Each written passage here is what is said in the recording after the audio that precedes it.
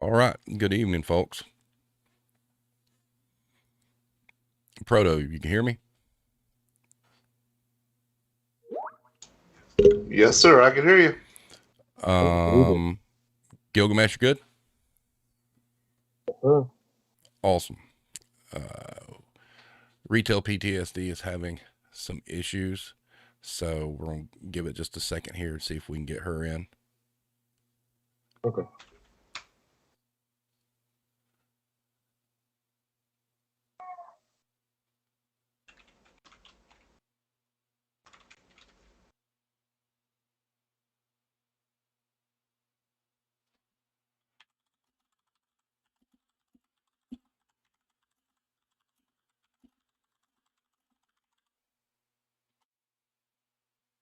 All right. So,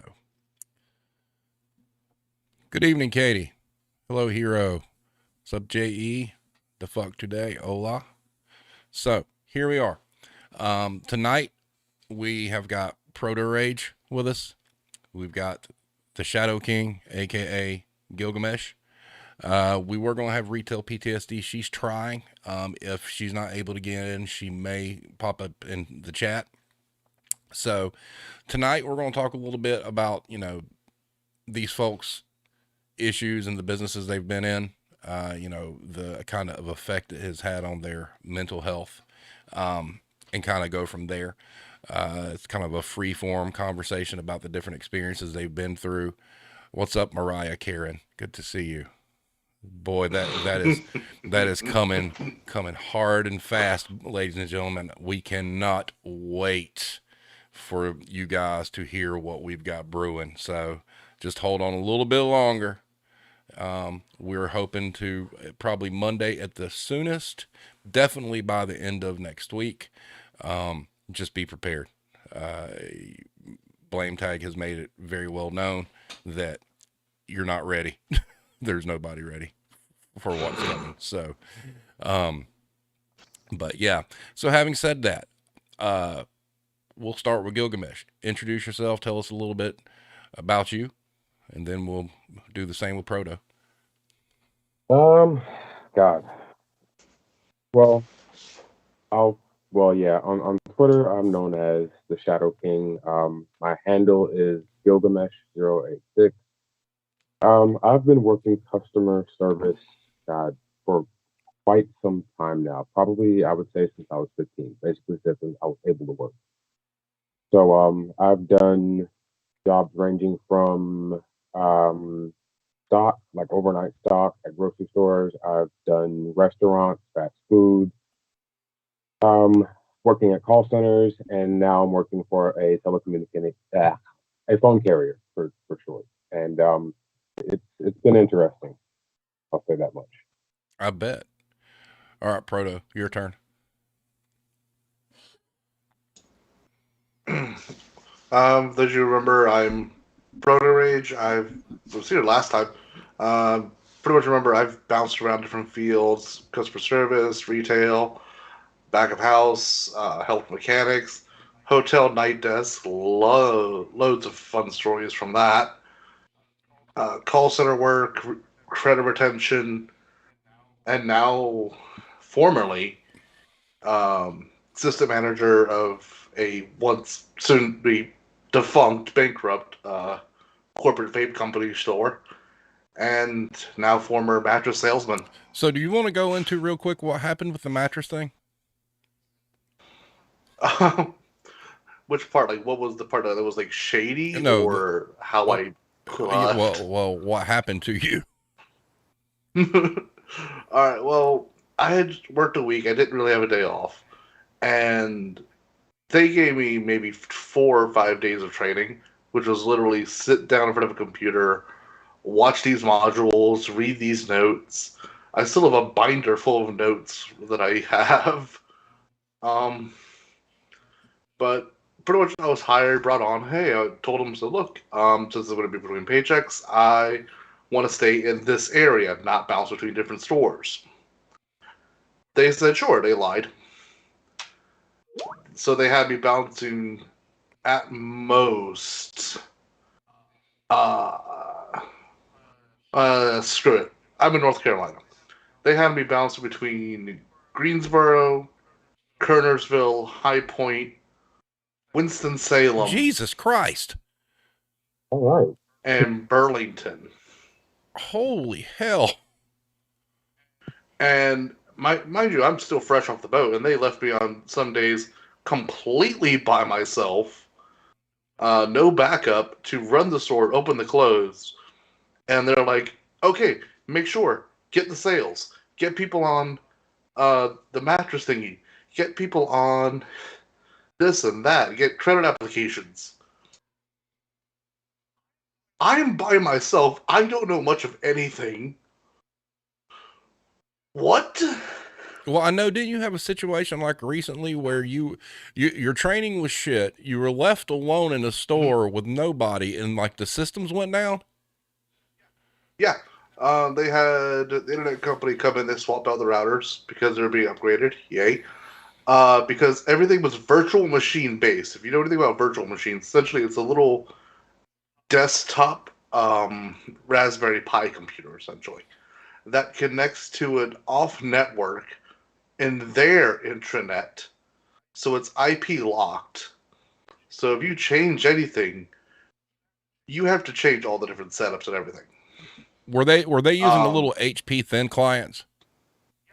Yeah. Yep. The little Weiss machines. And I'm not their paid tech support. I'm not their IT people. I was told their IT is supposed to come in and do it. No one did it. So I had to turn away essentially 4 or 5 sales because I can't do anything.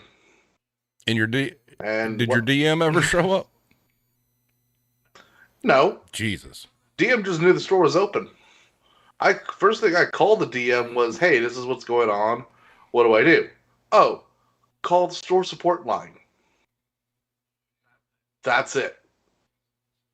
Wow. I called store support line. They put it in the IT ticket, and I sat there the rest of the day watching Ink Master. That is crazy. So, and how I got fired. I know you wanted to hear that. They essentially, as far as I knew, I had Sunday off. I had been working 5 or 6 days. I thought I had Sunday off. And come to find out, I apparently was supposed to open and close the shop. I didn't know this. I don't have access to the email schedules through my means, even though they say I'm supposed to have access, but I'm not assigned to one store. They have me, again, bouncing around. Each store has different logins. How am I supposed to get the schedule? They use ADP, but they don't post the schedule to ADP. Mm-hmm. Again, how can I check my schedule? At first, I was like, all right, I'll see what I can do. Let me see how I can get in. And then I just, pretty much, best part is my partner, my fiance, who's actually in chat. Thank you. She actually looked at me and said, "We already had plans today. If you want to, you can tell them off. What are they going to do? Write you up? They are desperate for bodies." So I told off my DM. My DM gave me the whole thing of, well, it's supposed to be your responsibility, this and that. And we ended up playing phone tag. She moved me to voicemail on purpose. There wasn't a ring over. And then eventually we talk. I get a message back going, "Hey, don't bother coming back for the rest of the week. I don't need you." Wow. But on the phone, when I went into her, she just went, "Okay." That is crazy. Wow. And you'd only been up there how long? About 2-3 weeks. Guys, you hear that shit? 2 to 3 weeks. 2 to 3 weeks, and I've at 3 locations I have seen health code violations. Yeah, I remember seeing the picture of their trash thing. Oh yeah. So guess what website I paid a visit to after I got let Ah, go. I don't blame you. I don't blame you at all. Well done. Well done. All right. So there's what's been going on with Protorage in the past 24, 48 hours. It's been an interesting story. So now let's get to this mental health thing. So, Gilgamesh.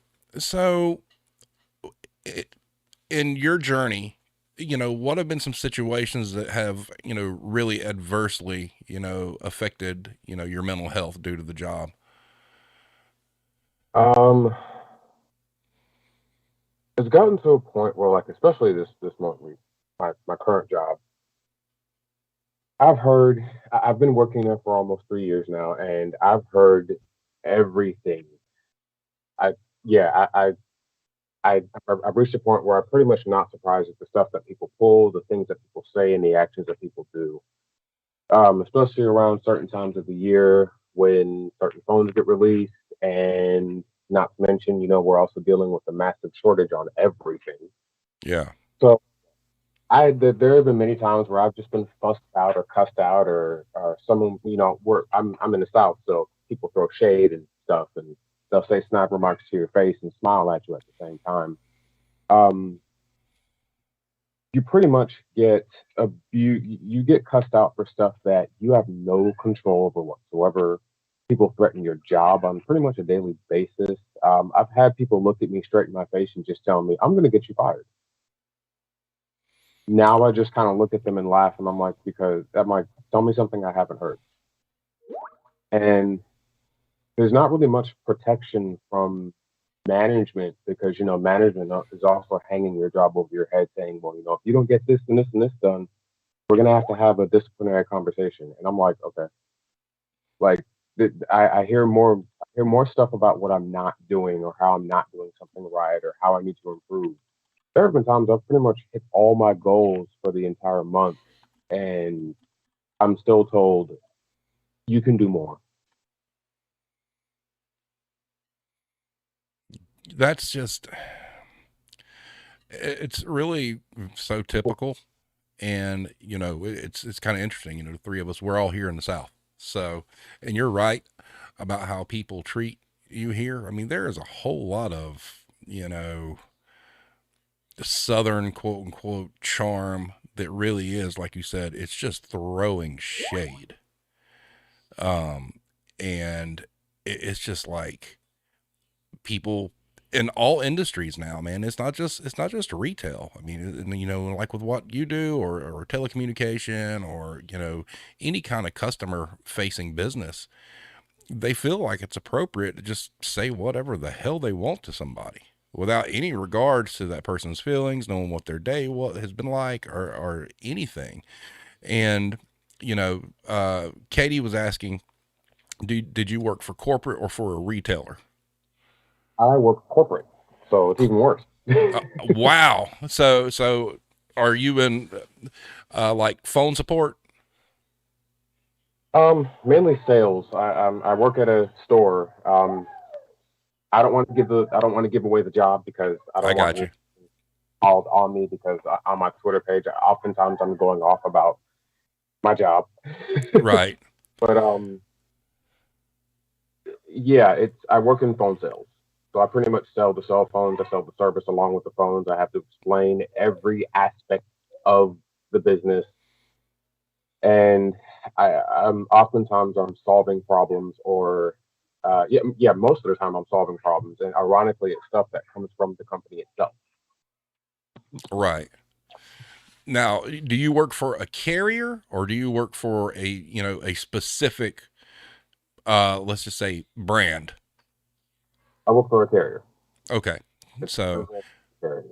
so that encompasses all makes and models of phones. I'm assuming that iPhone release time is not fun at all. It's hell every year.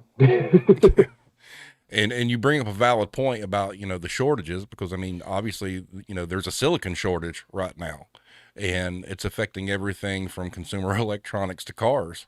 And I can only imagine, do you when the Apple launch happened, was there any kind of communication that they expected a smaller number of available units versus previous launches? None whatsoever. But to be honest with you, I expected them to do this because Apple does this every year. The store opens early for iPhone pre-orders. A small amount of people come in for pre-orders. Apple releases the phones. Whoever hasn't picked up their pre-order, it becomes first come, first serve, and all the major phones get sold out within a week.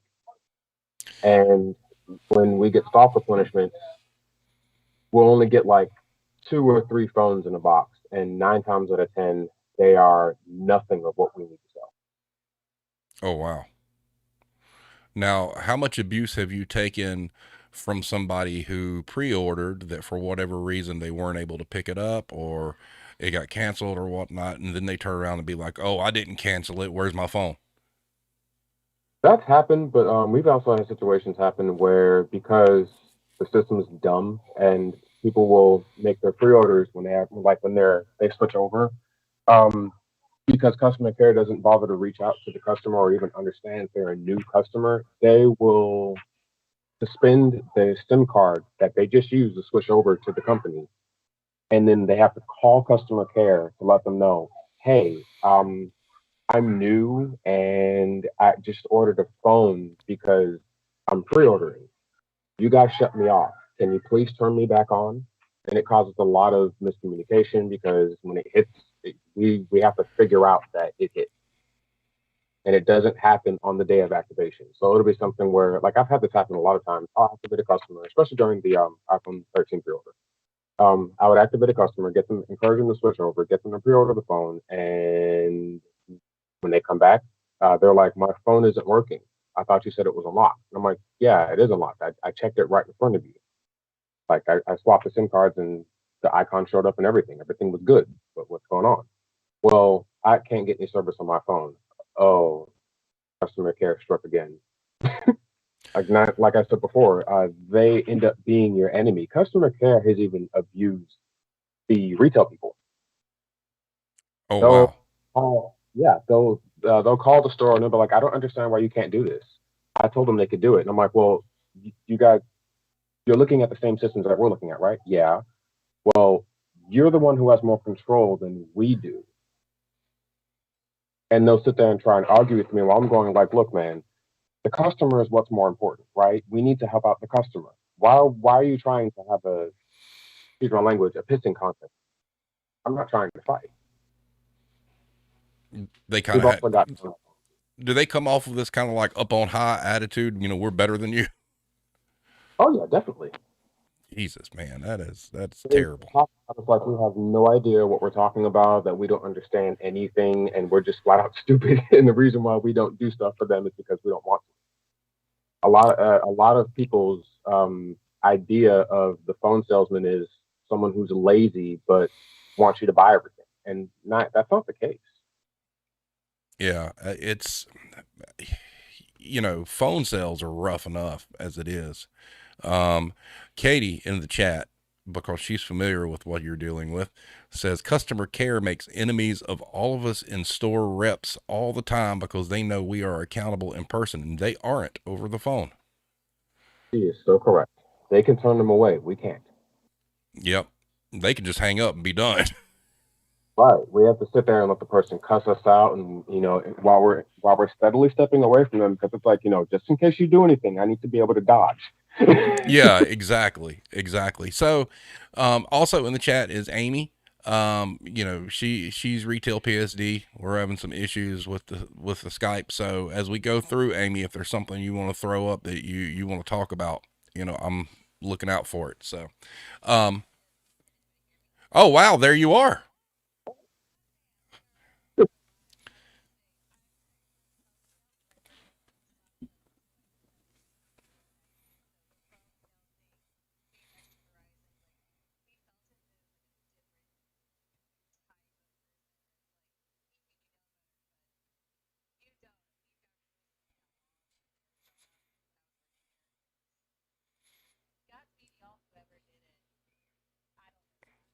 All right, hold up just a second. I need to make sure. I don't think anybody watching. Okay, we can't hear. All right, so Proto, um, you guys hang tight for just a second. The stream's still going. I'm gonna get her in here real quick while we got her. So this will take just a second.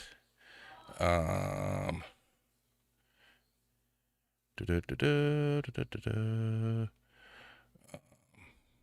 we are.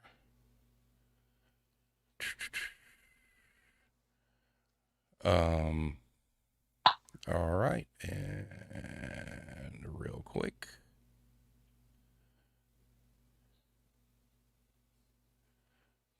As long as you don't show my face, I gotta be awake at 4 a.m. for work tomorrow. Nope, you're good. Awesome. You're good. Let's see here. All right. I think I just about got you here. Hold on.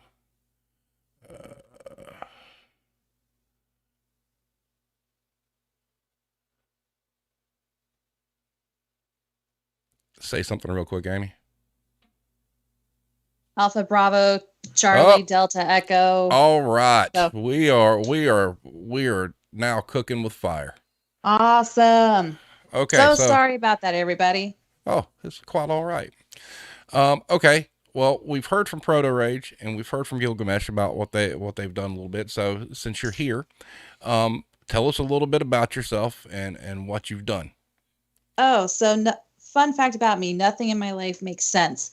I was in retail for going about 10 years, anywhere from grocery stores, video game stores, furniture stores, to rent to own, before I said enough was enough. I can't take this anymore. And now I'm in warehouse and logistics for secondary inventory. So you think your TJ Maxx, your Burlington coats.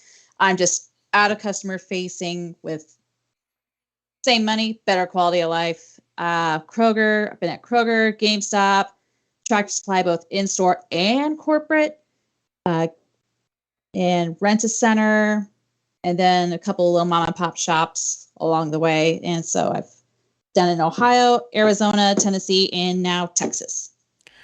I would have to imagine that Rent-A-Center was terrible. First store, great. The second store, if it burned to the ground, I would actually be there, taking shots of tequila and being like, bigger. I need a bigger flame. It needs to be bigger. I just, the rent to own thing is just appalling to me, especially like, you'll see that, oh, look, you can purchase an Xbox Series S through your local rental place. But by the time you pay it off, that $299 box is like $2,400.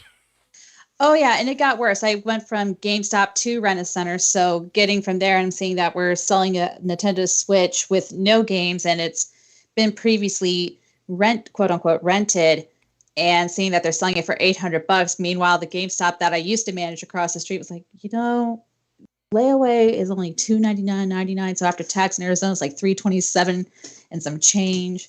But nah, not like that. And I was pretty good at sales, but it just sucked the absolute life out of me that a 72-hour hold turned into a 5-day stay with really good drugs. Wow. That is something else. Okay. So, Protorage. So let's talk a little bit about, you could pick, whichever job you had or whatnot, but give us something that, really, really put you kind of in, a bad place, from pressures from the job. I'm going back a good couple of years, and my fiance can attest to this. Back when I was doing the on the phone customer support, sales, all that for lovely, lovely hammock source, there was years and years of backlog, miscommunication between customers and policies, and third-party vendor drop ships and missing parts. It was bad. I couldn't sleep well. I was actually doing customer service calls in my sleep. And I'm actually doing phone conversations. Yep. We'll get that part out for you. I'm sorry, I apologize. While I am asleep. And my partner, she's just looking at me like I'm in bed, crazy from the amount of stress that had put me under. Yeah. Have a really good question here that ties into this time of year. How many of you absolutely dread the holidays? Do any of you not want to celebrate them due to retail burnout? I finally got out of retail, and I still don't know if I'm going to enjoy it this year. I haven't figured out if I'm going to be cheery or if I'm just going to sit there and be like, I know how this all works, and it's not good. Nope. Gilgamesh. So I think I've worked out a bit of a formula. I actually learned this from me and my coworker had this idea. So if you plan your PTO after the blackout period, that gives you something to be happy towards. So, you can just go through the whole holiday season with a smile on your face going like, when all this is over, I'm going on a break and I'm not coming back until next year, or after this is all done, I'm just taking my 10 days. And when I come back, I'll be a much better renewed person. For me, that worked because beforehand, I just kind of went on autopilot for the holiday season. And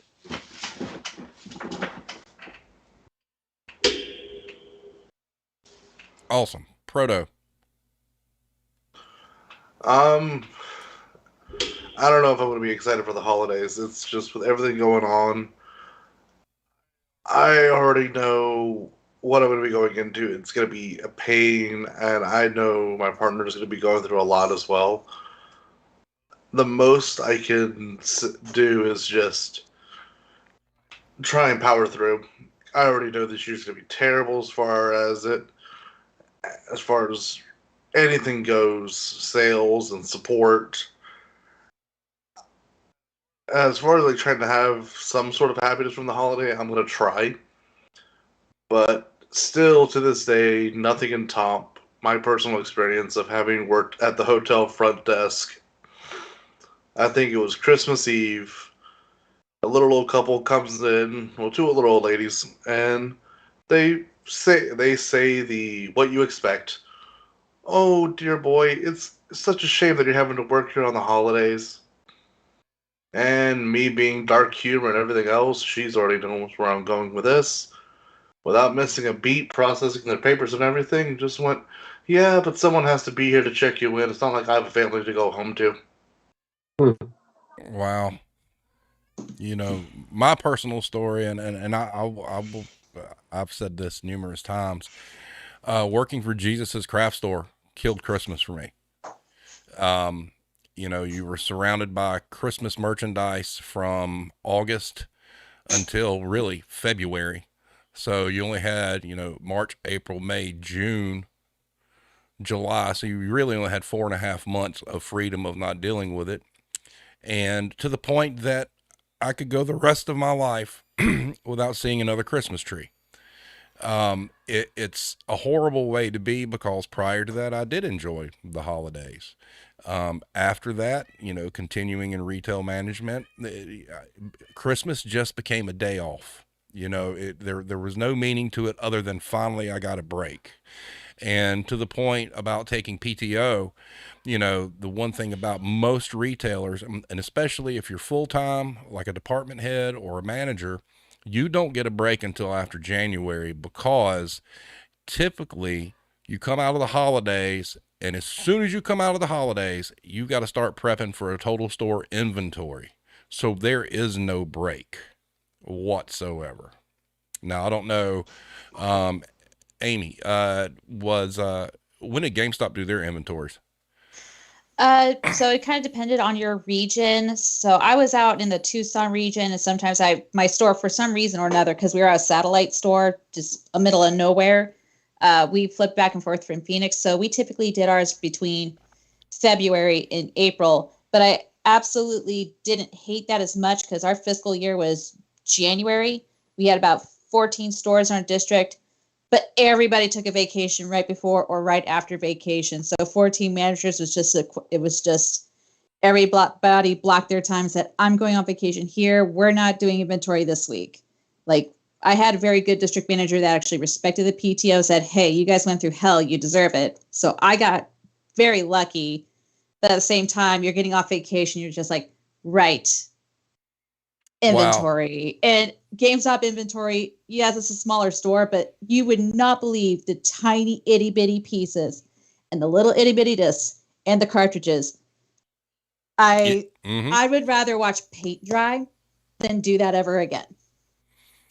Wow. Yeah. Some interesting things in the chat here. Iron Maiden says, my mall Santa friend, who I really want on the show, by the way, had someone ask him to do a Christmas in July party, and he absolutely refused. Christmas is in December. Please stop. Even Santa is over it. That's beautiful.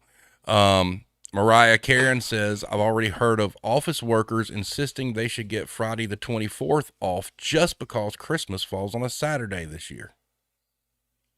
Yeah. Those office workers very obviously work not on the customer service floor with the headsets on. They're like second, third floor, fifth floor. Yeah. And it's, and speaking of mental health, I mean, guys, we need to keep the workforce and our thoughts going in for the rest of the year, because look, I'm telling you, it is a perfect storm of abuse that's coming here very shortly. You've got the supply chain issues, you've got the labor movement issues, you've got, the anti-work stuff going on. And then on top of it, you got Black Friday. All right.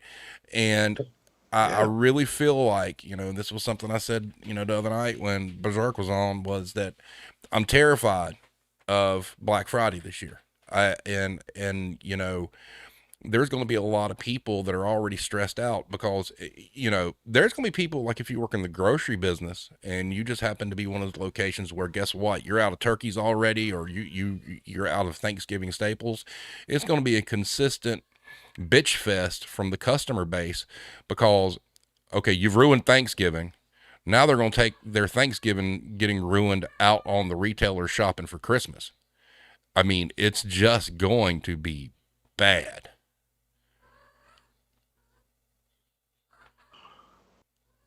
Oh God. Yeah. Yeah. I mean, and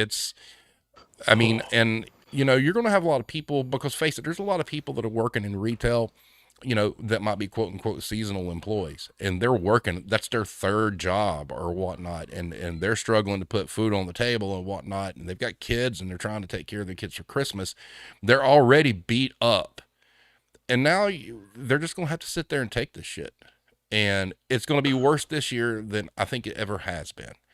And, I just don't know. Can I say a few things? Because I really feel this, and it's just... The floor is yours. Thank you. I don't know if anyone else has noticed, but during COVID, when a lot of stuff started selling out and everything, one of the biggest things that a lot of people bought up recently was ammunition. I see this playing out to where Black Friday is always bad and people always die on Black Friday. I remember talking to a friend in England, and he was like, people actually get killed on Black Friday? Yeah.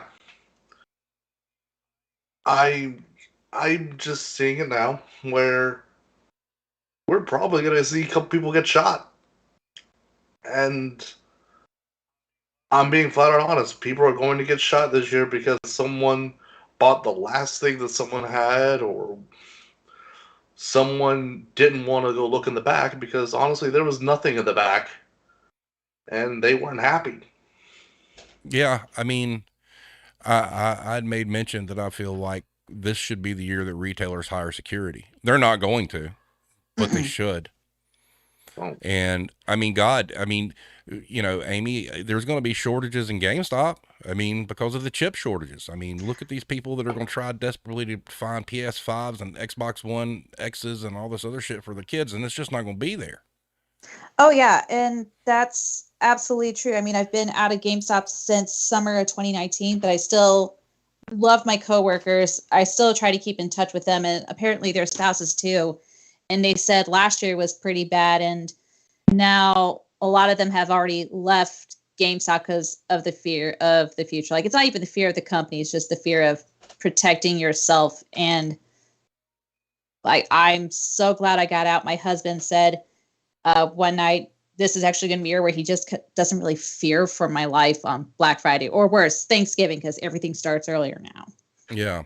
I'd posted, by the way, 2009, you can all thank Kmart, because Kmart was the first bunch of yahoos to open up on Thanksgiving. And Lady Brain 101 in the chat says someone at our Walmart got stabbed over a set of sheets. That's where we're over a set of sheets. Yep, that's where we're at at, folks. Walmart. Mm-hmm. Oh Lord, you do take those fights to Bath and Body where the sheets are actually worthwhile, but still bad. So, Gilgamesh, have you had any? I know you're in corporate and whatnot, but didn't you say you worked retail, like front-facing retail, for a while too? Yep, I've worked in GameStop. I've worked at Walmart. Yeah. Oh, we got another GameStop person. Great. Huzzah! I'll probably say the only job I've had a good experience with customers at was at Disney World, but that was short-lived. But that's another conversation. But at GameStop, yeah, I can definitely relate with I'm sorry, what was your name? You can just call me Amy. It's cool. Okay, I can definitely relate with what Amy was saying, because even though it was years ago, it was more or less the same thing. Game releases, especially around this time of the year, game releases become really big. But now, since they're stretching over into February now, I can imagine how bad it's gonna be with just keeping things in stock for gaming. Me personally, I've given up my search for a Xbox Series X because I highly doubt that I'll ever be able to get one anytime soon. And if I do, I don't want to have to pay damn near $1,000 for it. I just want to say fuck scalpers. Yeah. Absolutely. Continue.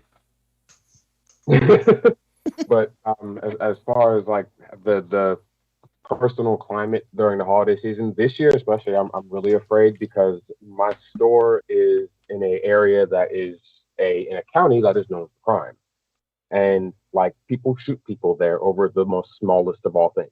Like, you said something about my mama, you didn't pay my bill, I'm going to go into my car, grab my shotgun, and walk back into the store, and hope and pray to God I can change things with a fully loaded gun. People do that type of stuff here. It hasn't happened in a while, but our store gets hit with threats a lot. There are people who have threatened to be like, if I have to come back here again, I'm going to hurt somebody, and we've had to flat out ban them from the store.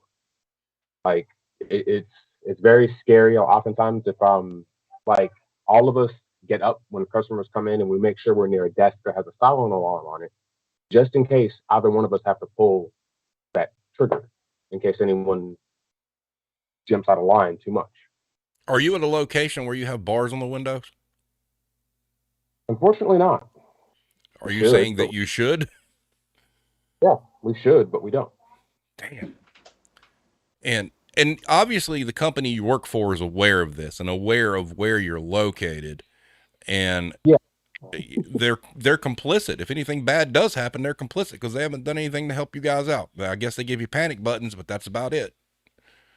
Yeah. There's been moments where we've been told to raise only to see taxes eat it up. Wow. I've gotten raises and I never get a chance to see it because all my taxes they kill it, or they'll constantly change the compensation every quarter. They did something where they even the floor for everybody, so even people who are tenured employees ended up with the same exact amount as someone who just entered the company, which, by the way, is $13.50 an hour. Damn. Yeah, you're missing, but it's not enough, and a lot of people ended up quitting because of that. Yeah, like they keep changing the rules, they keep moving the goalposts every single time we think we're doing something good and pay for it. So have you seen, obviously with the labor issue, are you, obviously you're seeing more of people coming in and making the same money that tenured employees have made, correct? Yeah. Yeah. And see that's something that, we've kind of talked about in the past that doesn't get brought up enough, is there's no compensation for your current employees. No, not at all. But what's wrong is the people who came in, they're making the same as the tenured employees are making the same as them. Their pay rates got cut. Whoa, wait a minute. So What? tenured employees' so pay rates got confused. cut to make sure everybody balanced out. Right. Because That's some bullshit. the company went through a massive change, and because of that, they were put into a debt that's in like billions of dollars. So the company is basically resorting to tactics to make money or cut costs any way it can. Did they try to do something creative and say, hey, we're changing your base pay, but you have more bonus potential? Yep, that's exactly what they did. So they have no intention of you getting that damn money. No.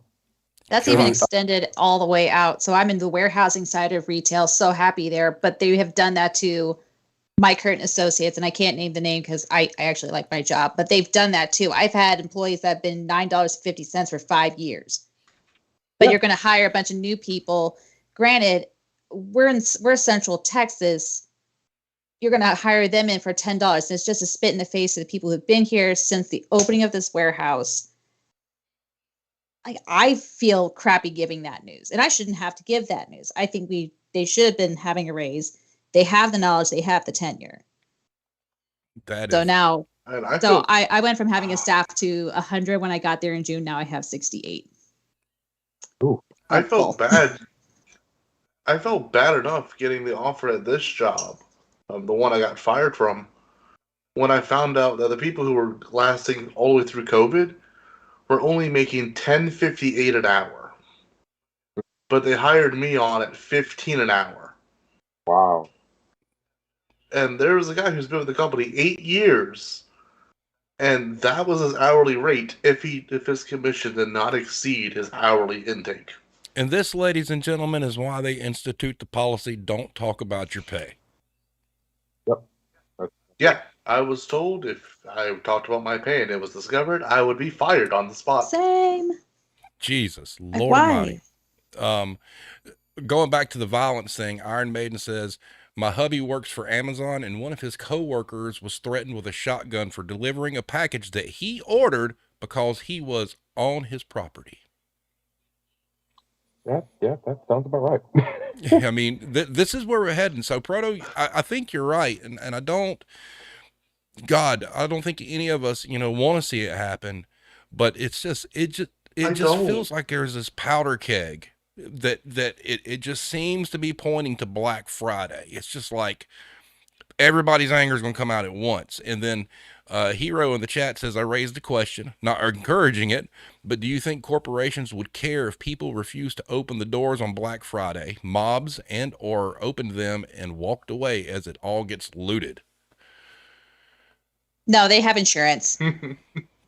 Yeah. They have so much insurance in those stores that back in June of 2020, and I talked about this with my Rent-A-Center buddies, so we had the alarms at every door and every desk, and we had the bars, and I've had customers that we had to put in the notes, threaten gun violence.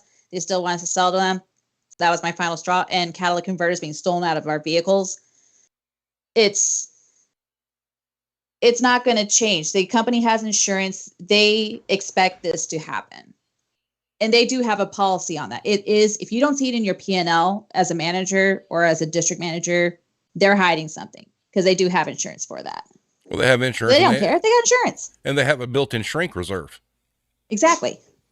But I'm starting to see a lot of, talk on anti-work on Reddit about trying to organize a Black Friday walkout. Now, I know they've got insurance, but I am telling you what, can you imagine just one Walmart out there that the entire staff walks out as soon as Black Friday starts? I think it'd be glorious. And, it'd be Send me their GoFundMes. Yeah, because, you got to hit them where it hurts, and, you hit them in the pocketbook, because, yes, unfortunately, people do some, illegal things if they feel they can get away with it. And God, can you imagine, it just, that Walmart would get emptied out like in less than an hour. It'd be over. you know, or if there was a mass walkout like that to where maybe, and unfortunately only the managers are there, you think the managers are going to be able to keep a mob of people out of the stock room? No. They want to go see what's in this mysterious back themselves. I did a year and a half at Walmart, and you'd be surprised at the amount of people that just walk back there, but because we can't touch them or do anything. And this was like back in 2010, 2011. They just let them go with TVs. They just let them go with the Xbox Connects. Man, I'm old. I'm old, and I remember that. Wow, Xbox Next, we're going way back. Way back. Way damn back. Iron Maiden says, unfortunately, the workers and products are all disposable to companies. Well, also see it this way. It would cost them, like, if everybody walked out, they unified, it would cost them so much more to fire everyone and retrade an entire store. Yeah. Than it would to try and retain them. I just, like I said, I think there's a lot of worker anger. I mean, now look, let's be honest here, okay? Yes, we know customers are going to be angry about supply chain issues, but hey, let's face it, you're going to have workers out there whose mental health isn't in real good shape, that they may be the ones to snap.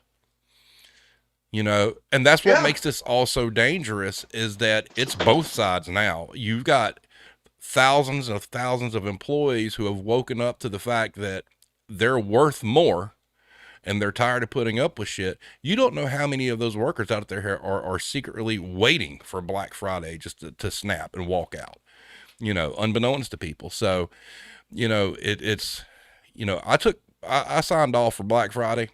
You know, there was originally going to be something that we were going to do, but that is no more. But I plan on staying engaged with the news that day. And, you know, there'll be some sort of stream or something during the day, but it's going to be, man, you know, for you guys that have gotten out, be glad you're out. That is not going to be anywhere to be. Defuck Today says, I have an emergency plan in place. If shit pops off, y'all go down to the picnic table and we call loss prevention. I'm not stopping shit. There you go. There you go. Yeah. Oh, Mariah Karen says they're off Black Friday. Let's live stream it. Man, we could do that. You know, we got to do something for Black Friday. But, so let's, Amy, how was your treatment at GameStop? So I'm going to consider myself very, very much the lucky one. I was hired into a Tucson district, and that, for some reason, because my store is so far out in the middle of nowhere. If you know where Safford or Thatcher, Arizona is, I'll be shocked. So shout out to the 7714. So I was very lucky. I had a district manager that was very supportive and would drive the 3 to 4 hours from Phoenix to actually help me get my store set up, because it was my, literally, I shit you not, pardon my French, it was my first management gig ever. So I can't speak for other GameStops. I can't speak for other associates because I've heard the horror stories, because we do have a really good Reddit thread on that. But it was pretty good. I was really, really angry that they hired me on saying, hey, we're not going to work Thanksgiving. And then 2 weeks later, I was like, okay, we're also going to be open on Thanksgiving because they said the associates wanted that. I'm sorry. Who the hell wants to be open on Thanksgiving? I want to know which associate said that, because I guarantee it was not an associate. So I was very, very lucky. And it actually did help me a little bit with my mental health recovery, because prior to that, I was at a customer service gig for Tractor Supply. Great company. Job sucked. The support really sucked. So GameStop, in a way, did kind of help me get back on my feet. So GameStop was cool. But the Black Friday and the Thanksgiving, the customers, no thanks. No, not doing it. And you were already coming off the Call of Duty launches, Battlefield launch. October, November, December is nothing but video game launches. And you have Black Friday on top of that. It is just nuts. So I consider myself very lucky, but I know so many people that were not as lucky as I was. So, question for you guys. So what kind of important events have you missed in your life due to the job that you work? And we will start with Gilgamesh. I've missed birthdays. Family events have been cut short. To be honest, I've been fighting my hardest. Actually, no. I actually have to fight my hardest to get to as many family events as I possibly can because I always get hit with the, well, scheduling's based on the company's needs. And I'm like, well, if you don't have me, you don't have, like, basically, I'm saying, without me, you're screwed. So just give me this one day or deal with me not coming in. And I have no problem with being no call, no show. I have to be like that with them in order to get what I want. And I hate it. Wow. But like, there are many moments where I missed a lot of stuff because I had to work. And I hated having to tell family members, sorry, I have to work. Now it's, let me know so I can get that time off because I this is something family. 2020, I barely got to see my family. So I'm not taking any chances now. I'm taking all my chances, basically. Got you. Proto, what about you? Things I've missed because of work. I missed out on a lot of time with my mom when she was sick because I was working third shift at that crappy hotel and that other call center job. I didn't get a lot of time to spend with her while she was going downhill. But more recently, over COVID and everything, I had to miss my cousin's funeral. My younger cousin who had apparently OD'd and I wasn't able to be there. That is unfortunate. That sucks. Your other half said that you missed grandmother's passing. Yep. Her grandmother, who was very close to her, almost like a second mother, I wasn't able to be down to go with her. I had to stay behind and keep working just so we wouldn't fall behind on any bills. But did manage to send her down to be at the funeral. That is that's awful. Katie in the chat says Proto, sorry. Mariah Karen as well, and Iron Maiden. Hero had to miss her grandmother's funeral due to work. Amy, anything like that for you? Well, first things, Proto, I am so sorry. That's awful. So, now as far for me, I have missed some sort of variation of everything since 2014. I haven't been back for a Christmas since 2015, and Thanksgiving, forget about it. So I'm hoping with this new job, because next year I hope to have a little bit of PTO, even though it's a warehouse, I can actually go back for Christmas of 2022. My grandparents are much older. I've lost one grandparent, and I had to do a turn and burn from Arizona to my hometown in Ohio. So I'm originally from Ohio. So if you get some mixed accents there, that's why. Are you a Buckeye? Oh, hell no, I'm a Bobcat. No. Okay, thank you. I'm not.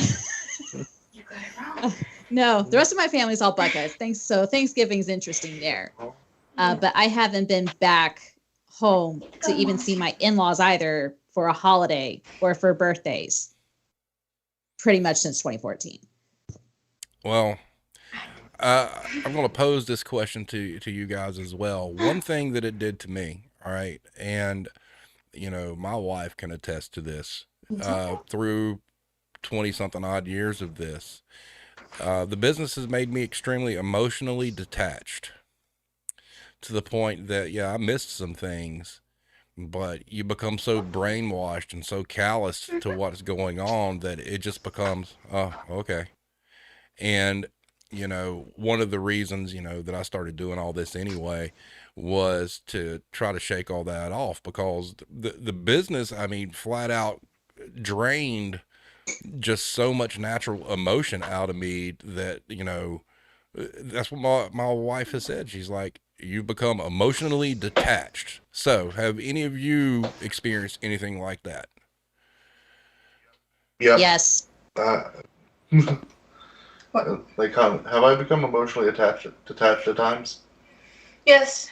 Especially when you get really, really creepy, scary, like super pissed quiet. Yep. What about you, Gilgamesh? Yeah, definitely. So, oh, go ahead. Irish was not able to make it tonight because he is a little under the weather and he's getting worked to death over there in Ireland. But there was a question that he posted that he wanted to ask everybody. When you would reach issues or situations where your mental health was suffering because of your job or career, what kind of effect did that have on your spouses or partners?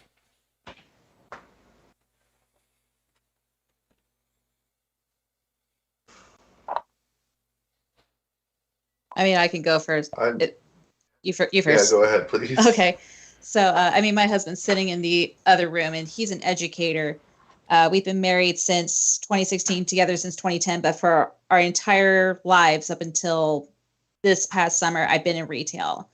And I'm still trying to get over it now, but I have been very, very quick to anger because you get a lot of pushback from customers. And if you don't have the good management backing you up, it does build and it builds and it builds and it has to go somewhere. So I have been very quick to anger, and getting out, he has said, "You're so much happier. You are actually really nice to be around." And I'm like, does that mean I'm a bitch? And he's like, kind of, you were for a long time. And then like shortly after we got married, I had to do a 5-day stay in a 72-hour hold because it got that low and he did not know quite what to do because I was locked in a job that I absolutely hated, but I had no skill set to go anywhere else at that moment. So there was a lot of worry and anxiety and bracing yourself for whatever comes through that door at 8 o'clock, 10 o'clock at night, sometimes 11:30, just so you can see your spouse that you only see for maybe like an hour a day. So I at least know for him, it was a whole lot of, you have to prepare yourself for whatever walks through that door because you don't know what's going to come through that door. Because I know for me, I am very quick to anger. And that's something I definitely had to work on. Same. Actually, I get yelled at a lot for being, why is your first reaction always anger? I think I know why. Gilgamesh, you got anything? I had to realize that I would do a lot of stuff like on the way home. I would just incessantly complain about my job to my husband, or when I got home, I'd start complaining about it to him. And I mean, he's an excellent guy. He would just sit there and be like, okay, yeah, that's fucked up. That sucks. Did you say this? Did you really do that? Oh, okay, good. Don't let them do that to you. But I think my issue is now, I feel like I'm trapped in my job. I hate my job. It's made me just absolutely hate it. And I know I can go other places. I mean, like I can increase my skill set because I have a huge knowledge of computers, and I really want to go into IT. It's just my job dominates a large part of my life. It's what I call home. I nervously laugh about it because I tell my customers it all the time, and they laugh along with me, thinking it's funny. But I'm like, no, I feel like every day is just a loop that I'm trapped in, and I have to do the same thing, the same song and dance. So, does your husband support, the fact that you're looking to do something and look to get out? Yeah, he's been like, he highly encourages me often. He's like, find a school to go to, just figure out what you need to do. And I've been looking, and there's one school that I really would like to go to, but it requires money, and money's tight like that. Gotcha. But hey, that says a lot though. I mean, just having the support, speaks volumes, so Proto, what you got? I know we definitely had strained moments because of work stress, either from your end or my end. Yeah, definitely. We've both had very stressful jobs. We've been together how many years now? Good question. I don't know. Yeah, we've been engaged for what 3 or 4 years, and we've been dating longer than that. um, but I know I've seen plenty of times where stress has been so much where she would just break down. The world was done. That was it. She had to break down, cry. I think a couple times you wanted to drive all the way back home. Yep. A few times. And we managed to not have that happen. Mine has been, I had been dead, emotionally shot. I admit my mind had not been in the best places at times, but even at the times where I've not been the most mentally stable, she knows one of my biggest hobbies, and she'll find one of my model kits that I haven't finished yet. She'll tell me on an off day, here, take this, go to the table, work on this, and it's kind of therapeutic. Nice. Now, I will say, I will say that this emotional detachment thing. Well, and you know that I had to take time off this past year because of mental health. Yeah, she had to do 3 months. Ooh. Where did you work? Well, yeah, 3 months because it's just draining. I can't say what I do. I can't say. The best vague way I could put it is at home. Well, this current is remote tech support. Yes, you can say that. That is the vaguest I can. Fair enough. Well, I mean, and there you go. You can say that. That works. Yeah.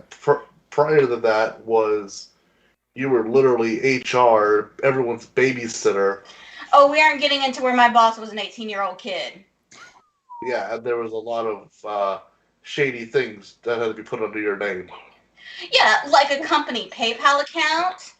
Oh, wow. And maybe a company other payment system. A company credit card got put under my name. Oh, let's not forget that I had to rent a quote unquote office space out of our home. Wow. What? That. So I was working towards HR certification, and every red flag just showed up to me like, no, oh my God, this is breaking so many laws in every state. Oh my God. This was a job where she worked all the way up from basic customer support all the way up to HR. It's quote unquote HR. It's not even real HR. Like, they had me there as just a figurehead. You're supposed to be our mouth, talk type thing. That was what it was. Yeah. There was no real system. They had nothing because my boss was an 18-year-old kid. My second boss was not much older than him, yet they both claimed to be genius prodigies. Oh, and by the way, the product that they had got bought out by Microsoft. Oh, wow. And it failed tremendously. It's no longer a functioning service now. Wow. Proto, we're going to have to give her own episode here soon. I keep telling her that. Boy, that sounds like that'd be a good one. Oh, okay. That Irish connection has popped in. He has a question real quick. How does management respect your mental health over there? Talking about the good old United States. So we'll start with you, Gilgamesh, and then we'll go Gilgamesh, then Amy, then Proto. How do you feel your employer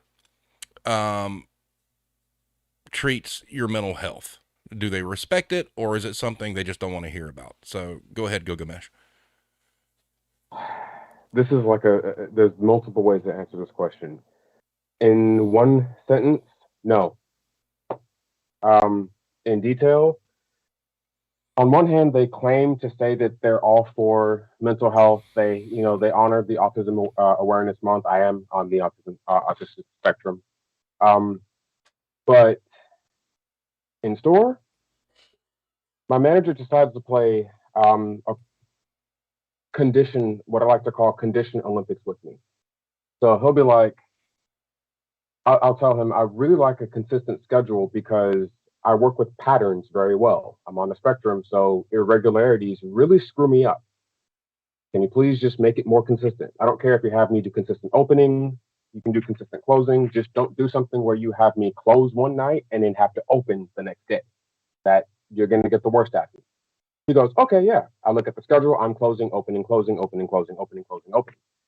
So it's like basically I say one thing, he acts like he's listening, and then he tosses whatever I told him out the window and does whatever the hell he wants to do.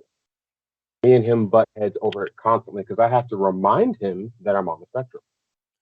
But you know, one thing that you just said that is a key to your offer of consistency was you were fine. Just give me consistent closes as well.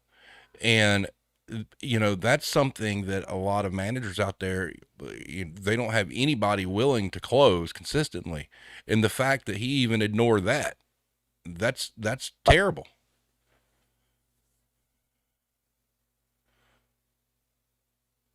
And he acts like being on dialysis is something that's competitive. And I'm like, well, I'm not trying to compete, you know, with who's dealing with what condition worse. You shouldn't be working, in my opinion, anyways. But that's besides the point. Got you. Okay, Amy, your turn.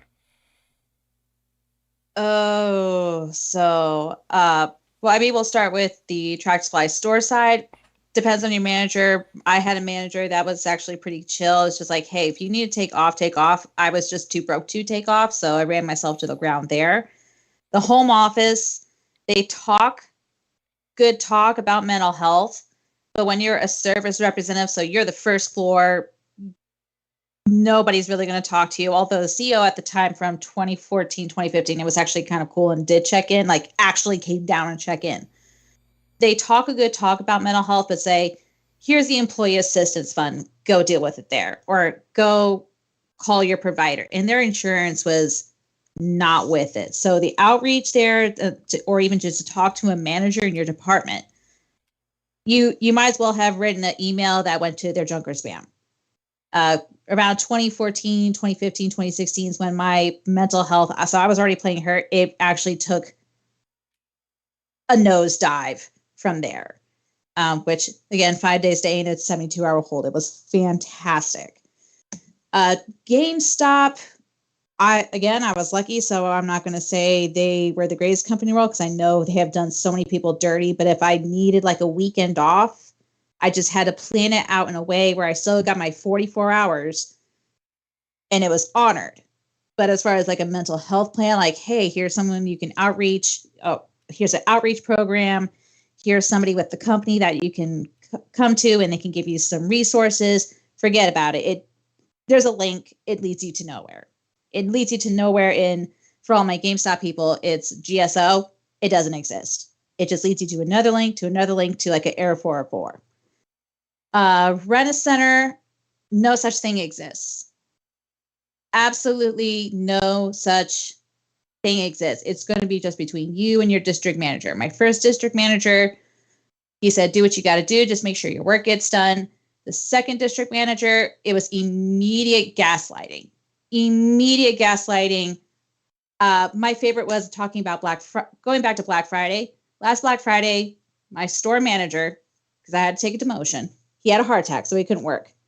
Collections manager ran off to Maryland. Driver quit. Driver didn't show up, so it's just me. Literally just me. He knew this, so I'm operating a store pretty much by myself for a whole week and a half plus a holiday, and he still berated me for not getting 40 sales on Black Friday. Wow. I think that Sunday after Thanksgiving, because we're closed on Sundays, I just got blackout drunk and I shut down. I want to bring no resources. I want to bring up what you said because this is my argument about, you know, how companies handle mental health is they don't. and they have a quote unquote EAP, employee assistance policy, that is usually just a pamphlet of, a one sheet piece of paper that they hand you and say, here, go talk to these people. And you get 3 sessions. You get 3 sessions. That's all you get. Yep. And you still got to pay for it. Exactly. And, when sometimes all the mental health help you may need at that moment is just for your boss to sit down and talk to you like a human for a minute. They just can't, and they won't. So, Proto, your turn. Back at the vape shop, I will say it wasn't that bad for that. I had some really great managers that they understood, hey, look, mentally I am not okay. I have some BTO days I'm putting in, and they would be like, all right, cool. Or if something's up and I needed them to cover it instead, they were cool to do that because I did the same for them if they were having problems. At the mattress place, I think that speaks for itself. The district manager, the district manager was the person you go to. She was the one who was the actual manager of all the stores, essentially. And I tried to explain to her, look, this is how my brain is. I am ADHD. My brain's not going to function like a lot of other people's, so please work with me. And instead, it felt not caring. It felt degrading. It felt like I wasn't a person, but instead I was to go out there and help her make her bonus. And if I couldn't do that, then I didn't matter. Yep. Which puts a lot of weight on you. There was an article that I came across. I think it was from Wired. And I'd posted it a week or so ago. And they were talking about the Great Resignation that we've all heard about. And this was the very first article based on that term that said the Great Resignation is more about being a mental health movement.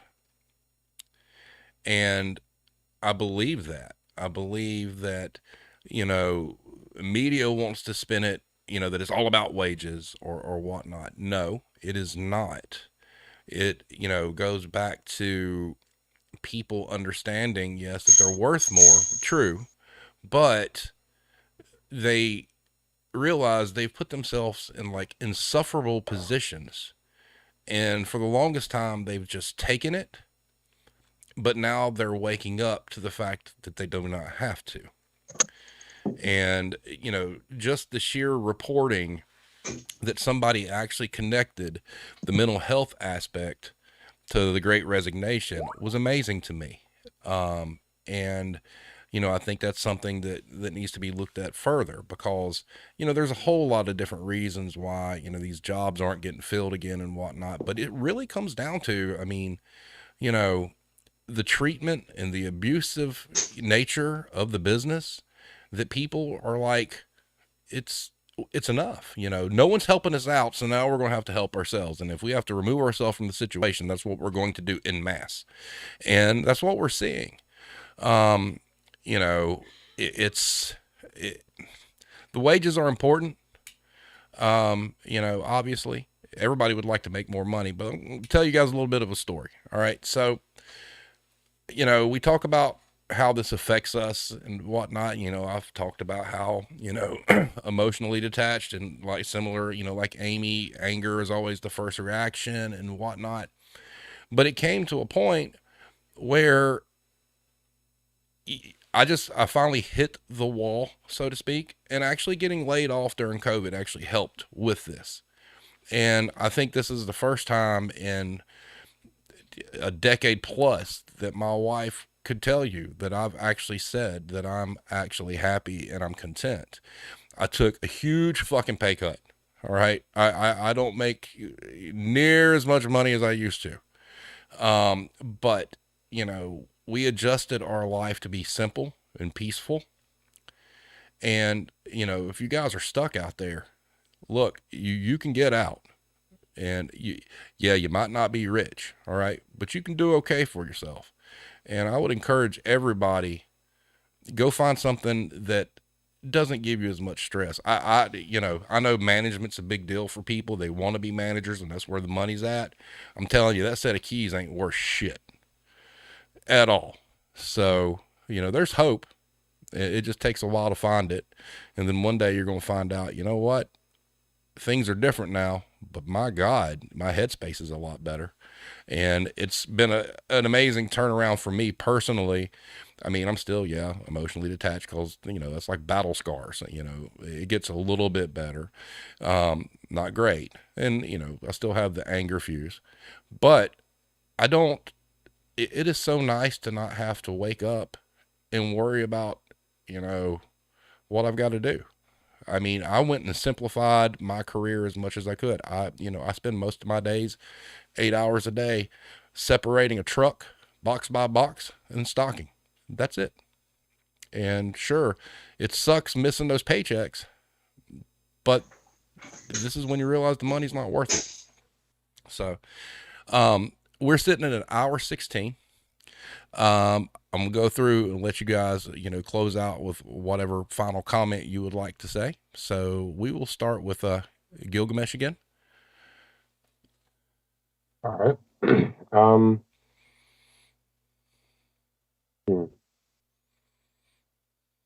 Okay, well, I guess my closing thing will be this. I read somewhere, it was a meme where someone talked about like henchmen in movies. Every time you watch a movie and you see, let's say for instance, Avengers Endgame, when Tony Stark snapped his fingers and you watched Thanos and his entire army disappear, you felt nothing for them, right? Right. Most of all, they were evil. They were nobodies to you. Well, or another one, when you're watching Star Wars and stormtroopers get shot constantly, they're being blown up left and right. You feel nothing for them. We are the stormtroopers. That's why customers can talk to us in ways where they wouldn't talk to anyone else, because we're not human to them. We're inanimate objects that are supposed to be there to serve them. Holy shit, bro. You win the night. Wow. Very, very well said. And, wow. I agree. You're spot on. Thank you for that. Amy, your last words. Oh, how do I sum this up? So I know pretending you're happy, so that customer service voice that we all got, feigning happiness prevents you from being happy. I am so much better now that I've gotten out of retail. The battle scars are still there, like you've talked about, kind of still despondent. Just do it. Make that industry change. I'm in warehousing now. Love my life. My quality of life is better. The money's still the same. So your mental health ain't worth that set of keys. Don't do it. If you can, get out. If you can't, make a plan. Make a plan so you don't spend money doing a 5-day stay in a 72-hour hold like I did. Nice. Proto. The biggest thing I want to focus on is when we had the big pandemic where a lot of people were able to finally get some, I guess you could say, unasked for vacation. There was a small improvement of mental health. And now here we are where it's all ramping up again. It's not just that it's ripping up, it's that it's attempting to be forcibly taken away from us in a way that people aren't completely kosher with, and that's a large reason why we had the Great Resignation, as it were. Yeah, and the biggest thing I worry about is for all your friends and family, loved ones that are out in the field, check on them. See if they're okay, because I was looking up stats earlier. Since 2018, well, up until 2018, suicide rates within customer service and retail has risen by 11%. We already know with everything that's going on, it's probably going to go higher than that if things continue the way they are, crushing at souls. Yep. And everybody needs to know, if you need help, talk to somebody. And, I like you know, I like having these discussions because I know, you know, sometimes it brings back painful memories for others and whatnot. But, you know, this is all meant to be therapy, not the retail therapy, you know, where the Karens are going getting their lattes and shopping all day long. This is where we get to commune and talk about this shit, you know. And Iron Maiden says, I honestly don't know how you can be happy in retail when you are a punching bag for the public.